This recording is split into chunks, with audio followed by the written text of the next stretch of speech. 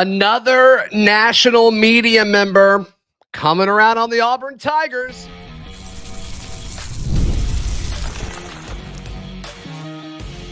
You are Locked On Auburn, your daily podcast on the Auburn Tigers. Part of the Locked On Podcast Network, your team every day. Yes, welcome on into Locked On Auburn, your daily Auburn Tigers podcast. I'm your host, Zach Blackerby, and thank you so much for making Locked On Auburn your first or second listen every single day. It's a happy hour edition of the show. Welcome back into Locked On Auburn. We jump into an interview that I did on Locked On College Football with the Spencer McLaughlin. He's going through several of the top teams throughout college football and giving their predictions. We both think Auburn's an 8-4 football team this year. Let's jump into it. Auburn's going to overachieve this year, depending on what you think they're capable of achieving. That is Zach Blackerby, Locked On Auburn, joining me here on the show. I'll say right at the outset, Zach, I think this is an 8-4 Auburn football team, and after last year, 6-6, a loss in the bowl game. Yeah. I think most people are kind of like, it's Auburn. That's kind of what they are. But I look at the moves they've made. I look at Hugh Freeze's track record as a head coach. The fact that they were a 4th and 31 away from being a 7-5 team, which feels a little bit different. Maybe it's a different bowl game. Maybe they win 8 games. The margins were pretty slim. So as long as Peyton Thorne is capable, competent, decent, I think this Auburn team can go 8-4. The schedule is not horrible. No, it's the easiest schedule Auburn's had in a long time. And so I think they're going to kind of benefit, like most SEC West teams or former SEC West teams with this new version of the SEC, the schedule is going to get easier. So we'll see what that looks like. But there are several reasons to think that Auburn can go 8-4. I'm with you. For a big chunk of the offseason, I wavered back and forth depending on what kind of mood I woke up in, if Auburn was a 7-5 team or an 8-4 team. And I think they're going to be an 8-4 team when it's all said and done this upcoming year. I'm still kind of bouncing around on who those 4 losses are because I think there's arguments for a few of them there.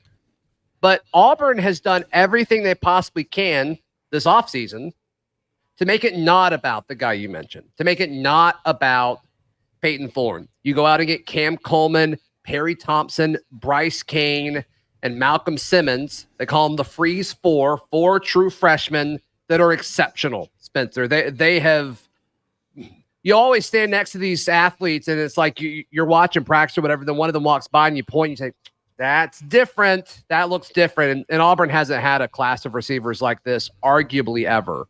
So we'll certainly see what kind of impact they make as true freshmen. We're all expecting Cam Coleman to do it. I think Perry does it. I think Malcolm does it. I think Bryce has a chance. He's more of a slot guy, and there's more slot receivers on this roster. But they went out and got those guys. They got Keandre Lambert-Smith, who I think you think pretty highly of him. They got him from Penn State. Mm-hmm. Robert Lewis, a very skilled and talented receiver from Georgia State. There's a lot to like. They made the offense not as much about Peyton Thorne. It's easier to play quarterback now at Auburn than it was a year ago, and that's important. And I'm a big Jarquez Hunter fan. Big sure. fan. I think the balance that Auburn can have offensively with that offensive line could be really good and allow Peyton Thorne to only need to play complementary football. Now, does Peyton Thorne factor into the ceiling I put on this Auburn team, which is 9-3? Yes. Yeah, he absolutely does. If you put a better quarterback into this Auburn system and on this team in 2024, I think Auburn's ceiling could be 10-2. I don't know if I could get them to go over the hump and beat Bama or Georgia this year, even with a better quarterback, but I would be more inclined to pick 9-3 if the quarterback situation were different. As it is, I think it's enough. Yeah. And you mentioned Auburn's schedule kind of being, I think it's interesting. But when you look at 9-3, if those are the right 3 losses and things go kind of weird in the top 10, Auburn's got an outside shot of at least being in the conversation to be a playoff team this year. I don't think a 9-3 team gets in there. In the conversation, sure. Sure, yeah. I was careful with my wording there. So are they 15th or 16th? That probably gets you in the conversation. It gets you on the graphic of who's left out whenever they do the broadcast of who's in. So, and I think that's all Auburn can ask for right now. You got to take baby steps, and the way Hugh Freeze has built this, because he chose to invest more in this high school class that are now true freshmen than he did in his second transfer portal class, because he wants to build with these guys, and he's got the talent on the roster to do that. But yeah, I mean, 9-3 would be an exceptional year. I still think Auburn goes 8-4, Spencer, and it sounds like you do as well. But if something goes the right way, and Auburn can close out games kind of like they weren't able to do a year ago, 9-3 is certainly on the table.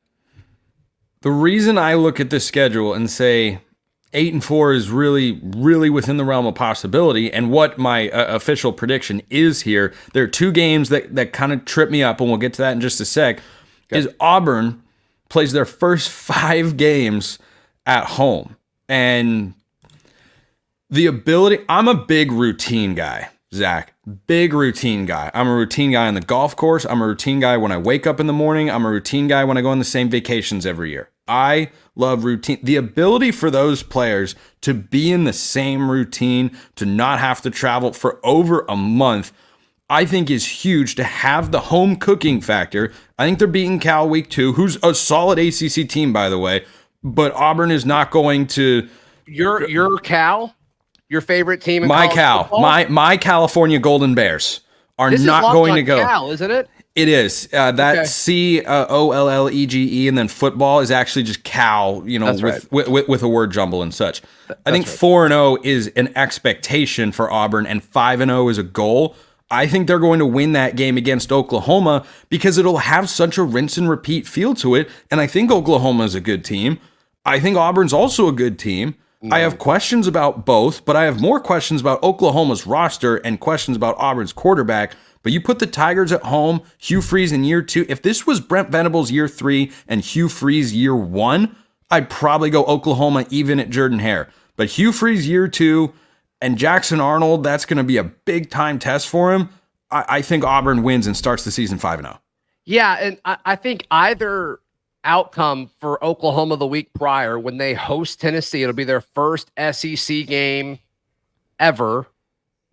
I think if they win against Tennessee, the emotions are so high. I think if they lose, there's a chance the emotions are so low and there's almost pressure, where I think there's a real chance Oklahoma starts 0-3 in conference play and almost becomes a fear of like being a meme, of being a joke, the laughing stock of the SEC. It's like, you wanted this for so long, and you lose to Tennessee, you lose to Auburn, and then you lose to Nebraska Texas. To the Big Ten sort of move is what the feel would be. Like, wait, are we just going here and going to just sit in mediocrity forever? Yeah, and I don't think Oklahoma's going to do that. I think Venables is a good coach, and I think their their draw of the schedule, the SEC was nicer to Texas than they were to Oklahoma, and I don't think there's anybody that's going to – I think Texas people would agree with that.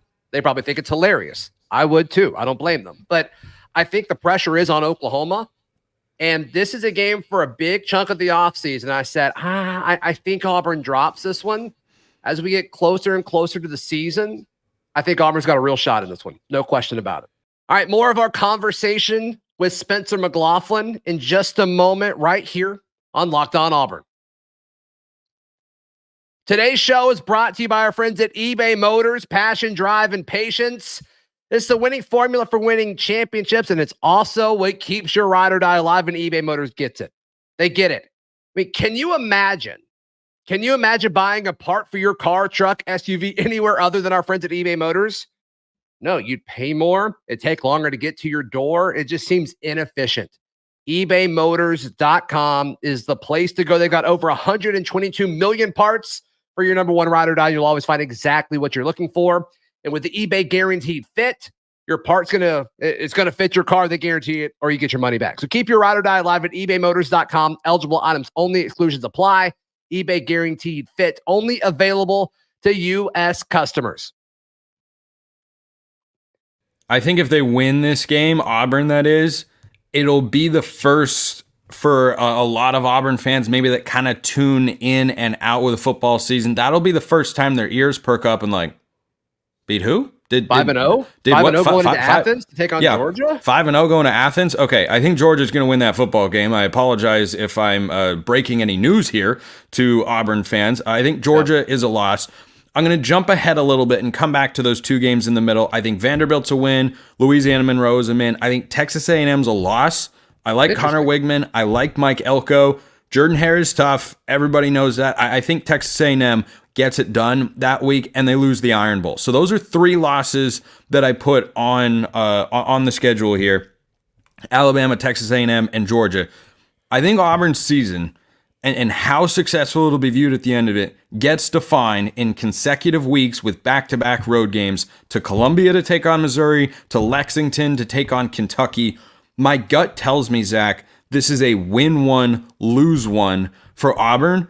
I go back and forth on which one that is. I think Missouri is good. I don't think Missouri is great. I don't buy them as an SEC title contender. I think Kentucky is decent. They've been decent the last several years. They've pushed Georgia before. Certainly they could win this game at home against Auburn. What's your feeling on these two games? Yeah, Missouri is so interesting because, they lost so much on the defensive side of the ball. I think their offense is going to be respectable. But when they play a team that can hold their own on the defensive side of the ball, which I do think will be Auburn this year, what does that look like? And I think they're going to have a hard time stopping the run. I think that's going to be one of the strengths of Auburn's offense this upcoming season. And so could that be a mismatch on the road? Missouri should be around the top 10 team at that point of the year because I think a lot of their stuff happens afterwards. I think they go to Alabama the week after they host Auburn. And before that, they're going to UMass, which is odd. Auburn has a bye week going into that game. I think there's a lot of variables where you can say, yes, this makes sense for Auburn. Kentucky, I don't know what kind of home field advantage Kentucky has. I know that they've been fine under Stoops, but they don't typically beat good SEC teams or teams that finish with a winning record in the conference. Is Auburn in that territory this year? I think they're going to be right around it. I think they're going to be a 4-4 or a 5-3 team in the conference. And historically under Stoops, Kentucky doesn't win those types of games. They're good at beating bad SEC teams, and it's been able to prop up their record because the former SEC East stunk outside of Georgia for the vast majority of Stoops' run, and they really were able to benefit from Tennessee and Florida being down historically over the last half decade. And so to me, I don't really respect Kentucky a ton. We'll see what happens when they go to Lexington, but I think both of those games are winnable. The big question to me is Auburn wasn't the same team away from Jordan Hare Stadium last year, unless it was when they were playing a bad Arkansas team and when they were playing a bad Vanderbilt team. What does that look like this year? They should be better than a year ago, Spencer. Should. That's why we play the games on the field, though, Zachary, because it's way more exciting to then compare your predictions actually on the field. We're not running an EA College Football 25 simulation here. Real, honest-to-goodness football starts in 11 days. Is that the greatest thing you've ever heard? I don't know if it's the greatest thing I've ever heard, but that felt good. That felt good, the sensation that you just gave me. Thank you. I am glad that I could provide that for you. Zach Blackerby, Locked On Auburn. And just for clarification purposes, I think Auburn splits the Missouri-Kentucky games. Win one, lose one. I think they could win either game. I think they could lose either game. I'll go 1-1. Auburn 8-4, and I think that's a darn good second season for Hugh Freeze and company. Zach also landing in the 8-4 sort of range. Yeah, we could look sharp. We could look dumb, but whatever we do, we will do it together. That's right. Real quick, tell me your thought process on the loss to A&M. I think the Texas A&M roster, despite their departures, is still incredibly talented. And Mike Elko is a guy who has been doing more with less for the last couple of years. He's got a starting quarterback in Connor Wigman who has experience. He hasn't, logged a full season under his belt, but he's going to have capable quarterback play. I think they're going to have enough. I don't love the running back injury. I definitely don't love that. However, at the end of the year, they'll have had the chance to figure out what their rotations are, establish their ground game. As long as they are just solid in the trenches and Auburn's not overwhelming them on either side of the ball, I think Elko is as good of a coach schematically as Hugh Freeze is, and it's one of the reasons I like Auburn, but I think that Texas A&M game is just tough enough, but I think it'll be a heck of a battle. Sure. All viable arguments there. I don't think that's one. If Auburn goes 8-4, I don't think that's one of the losses. I think it's Bama, Georgia. I think Oklahoma is more likely to be a loss than A&M. And then I think it's one of those road games that you mentioned between Missouri and Kentucky. So we're close. Yeah. We're close on our prediction. I think we disagree on A&M more than anything else. I would think that about Oklahoma if they didn't have a new offensive line with essentially a brand new quarterback. Wigman's got more experience than Jackson Arnold, so early in the year, like if you put that Oklahoma game later in the season, road game at Jordan-Hare Stadium. Yeah, that's tough. That is Zach Blackerby. Never tough doing a segment with him. Locked on Auburn. Zach, always appreciate it. Love you a long time. Thank you so much to Spencer for having me on Locked On College Football. And hey, like the video, please subscribe. Go check out Spencer's full show, maybe for your second listen today, Locked On College Football, or check out Chris Gordy of Locked On SEC for your second listen. Great stuff over there. I'm loving this trend of more and more folks getting on the boat with the Auburn Tigers. And I think we're going to see that trend continue over the next few weeks as football gets closer and closer and closer. I'm Zach Blackerby. Please like the video. Please subscribe. We'll see you next time. This has been Locked On Auburn.